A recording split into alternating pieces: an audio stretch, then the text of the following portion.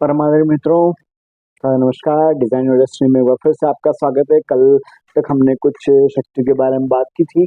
मैं आपसे ये शक्तियों के बारे में क्यों बात कर रहा हूँ, मैं इस पे आपको बताना चाहता हूँ। जब हम डिजाइन अपनी इंडस्ट्री डिजाइन करेंगे, अपने भौतिक मटेरियल लाइफ की जब हम डिजाइन करेंगे, तो हमें बहुत सारी चीजें जो होगी सामना करनी पड़ेगी, चैलेंज हमको एक्सेप्ट करना पड़ेंगे, बहुत सारे कॉन्सेप्ट हमको फेस करना पड़ेंगे। और जब इनको फेस करने जाएंगे तो कई सारी चीजों का सोल्यूशन तो हमें मिल सकता है। कई सारी चीजों का सोल्यूशन हमें मार्केट से, किसी की हेल्प लेकर के, लीडरशिप से, व्हाटएवर किसी भी तरीके से मिल सकता है। लेकिन कुछ चीजें ऐसी होगी जिसका कोई सोल्यूशन नहीं होता है, तो उसके लिए हमें किन चीजों की आवश्यकता पड़ती है जो प्रकृति प्रदत्त हमारे साथ में, उसका मैंने आपको अवलोकन किया है। और आज हम बात कर रहे हैं आत्मशक्ति की। अब आत्मशक्ति के बारे में जब हम बात करेंगे तो इस पे 3-4 घंटे भी बोलो तो कम है, क्योंकि आत्मशक्ति एक आत्मिक शक्ति है। आत्मा ईश्वर का अंश है और उसके ऊपर बहुत बात की जा सकती है। आप प्रवचन और सत्संग सारा सुनते ही होंगे इस विषय को लेकर के, और जितने भी लोग हैं सबने आत्मा के ऊपर ही बात की है। भगवान श्री कृष्ण ने तो कहा है कि आत्मा न पैदा होती न मरती है, कौन तुम्हें मार सकता है, और क्यों किससे व्यर्थ डरते हो। तो भगवान झूठ तो बोलेंगे नहीं।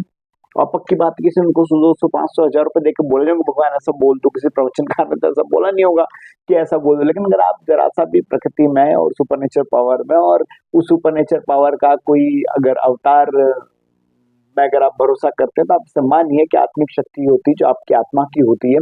मैं इसको एक बार पहले बता चुका हूँ। देखिए, एक ये मेरा अपना एक समझाने का मेरे मन में बात आती है कि जब हम बात करते हैं, पूर्वज लोग हमेशा कुछ कुछ अच्छा ही बोलते थे। हमने इस बारे में बहुत बात भी की। मैंने बताया कि पुरानी किसी चीज को आप डिनाई मत कीजिए। आप आधुनिक कितने भी हो जाए, लेकिन पुरानी चीजें बहुत प्रैक्टिकल है और बहुत साइंटिफिक और धार्मिक और स्पिरिचुअल भी है। सारी चीजें हैं, परंपरा, रिवाज, कस्टम, सारी सारी चीजें।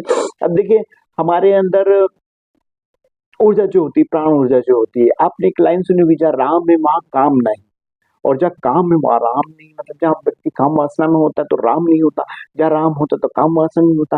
ऐसा क्यों है? क्या राम को काम से डर लगता है?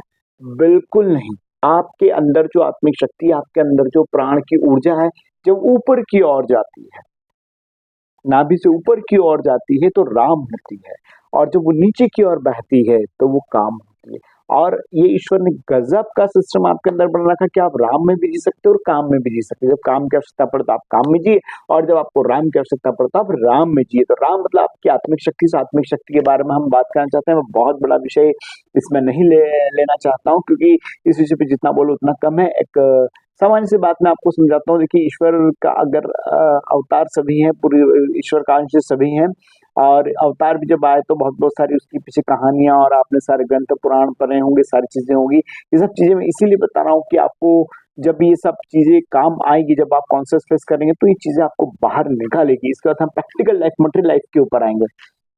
अब देखिए, अगर 100 ग्राम सोना हो तो उसका भी जो मूल्य होगा, या कहें कि उसकी जो क्वालिटी होगी, वो उतनी ही होगी जितनी 1 ग्राम सोने की होगी। मतलब 100 ग्राम सोना रखें और उसका एक टुकड़ा निकाल के 1 ग्राम निकाल रखें, लेकिन उसकी क्वालिटी में कोई फर्क आने वाला नहीं होगा। सोना तो सोना ही हो। तो मेरा कहने का मतलब इतना है कि आप ईश्वर के अंश हैं, और उसके अंश होकर की जितनी शक्ति उस 100 ग्राम सोने में है, ईश्वर में उतनी आप में भी उतनी क्वालिटी आप 1 ग्राम के अगर हैं तो आपके अंदर भी है। इस बात को मानिए और ध्यान रखिए, आप सब कुछ वो कर सकते हैं जो ईश्वर ने आपको करने के लिए दिया है। मैंने कल बताया था कि आपको तभी समझ में आएगा कोई भी चीज जब आप ये समझेंगे कि मैं इसको कर सकता हूँ। क्या करने की कोशिश करेंगे तो होगा, और कीजिए, करते रहिए। और अपनी, सबसे पहले मैंने आपको पहले बताया कि अपनी डेस्टिनी को डिजाइन कर दीजिए कि आप क्या चाहते हैं। टारगेट लेकर लक्ष्य कर दीजिए, उस लक्ष्य का प्लान कर, उसके ऊपर काम कीजिए।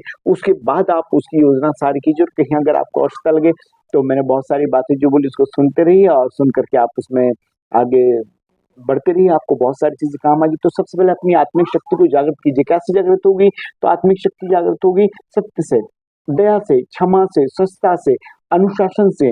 अनुशासन के बाद में आपकी शक्ति जागृत होगी अपने लक्ष्य को लेकर के, अपने लक्ष्य को लेकर के, जुनून को लेकर के, अपने कार्य को लेकर, कार्य के प्रति समर्पण को लेकर के, श्रद्धा को लेकर के, आप जिस पे काम करते उसमें बहुत जबरदस्त सकारात्मकता को लेकर के, आपके कार्य करने के जुनून को लेकर के आपके अंदर जारी होगी। तो इन सारी चीजों को आप ध्यान रखिए और अपनी आत्मिक शक्ति को मजबूत कीजिए।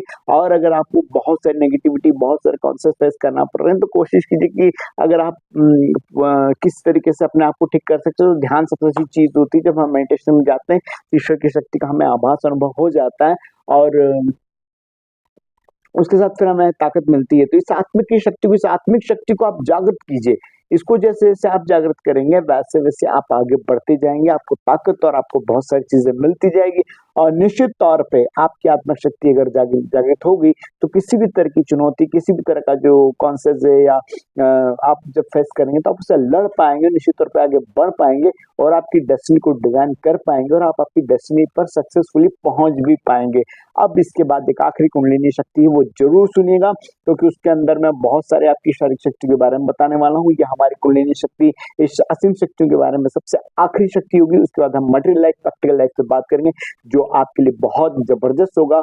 उसके कुछ 45 डेज रहेंगे। आप मान लीजिए कि मैं शॉर्ट रील में 45 वीडियोस के अंदर उसको मैं आपको भेजूंगा, उसको आप गौर से सुनना। वो शॉर्ट में रहेगा क्योंकि वो बहुत बड़ी सारी चीजें हैं।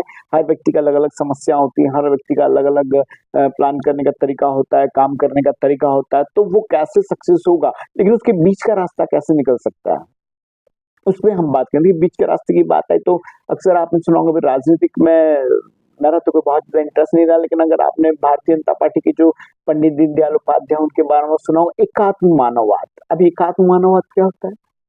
एक तरफ है पूंजीवाद और एक तरफ है साम्यवाद, समाजवाद। उन दोनों के बीच का जो रास्ता है कि दोनों के बीच की कड़ी, ऐसा एकात्म मानववाद कहा जाता है। मुझे उसके बारे में बिल्कुल बहुत ज्यादा अनुभव और जानकारी नहीं है, लेकिन हाँ, एक अनुशासन में रहना और व्यवस्थित रहना और अपने आप को देश समाज राष्ट्र में तैयार करना, ये बहुत बड़ा कार्य एक संगठन करता है और उसके साथ कार्य करना भी चाहिए। आपको वो सारी जिम्मेदारी निभानी चाहिए। खैर, डेस्टिनी से इसका कोई लेना नहीं, लेकिन ये सारी चीजें आपके व्यक्तित्व को, आपके व्यवहार को बढ़ाती है, लोगों का संपर्क बढ़ाती है और आपकी मदद करती है, इसलिए करना चाहिए। तो आखिरी बात, अपनी आत्मिक शक्ति को जागृत कीजिए, आगे बढ़िए और अपनी डेस्टिनी को सक्सेस कीजिए। इन्हीं शुभकामनाओं के साथ सादर धन्यवाद। जय हिंद, जय भारत।